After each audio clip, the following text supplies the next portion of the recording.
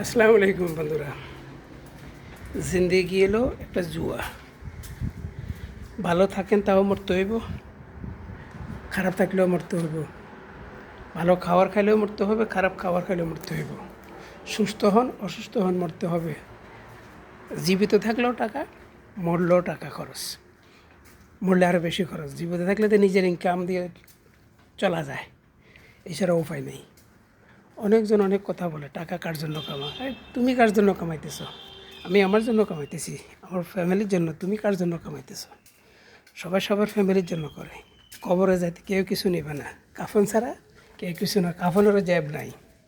এতে অনেক লোক মারা যাচ্ছে, অসুস্থ হয়ে মারা যাচ্ছে, কেউ ভালোভাবে মারা যাচ্ছে। এখন তো বেশিরভাগ হার্ট অ্যাটাক হয়।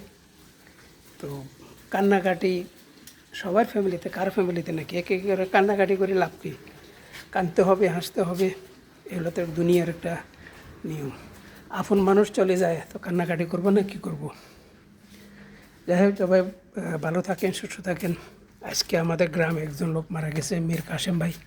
অত্যন্ত ভালো মানুষ ছিল, আল্লাহ ওনাকে জান্নাতুল ফেরদৌস আল্লাহ মুকাম দক। কিছুদিন আগে ওনার ছোটো ভাই ইব্রাহিম মারা গেছে, আজকে থেকে 2 মাস আগে মনে হয়।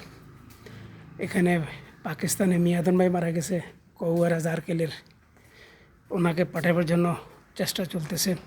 তো মরতে সবাই হবে, বাঁচবে কেউ না।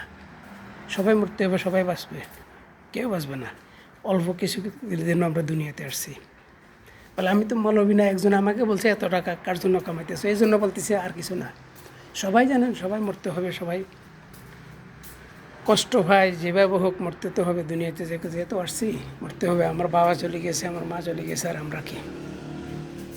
Like, follow, thank you.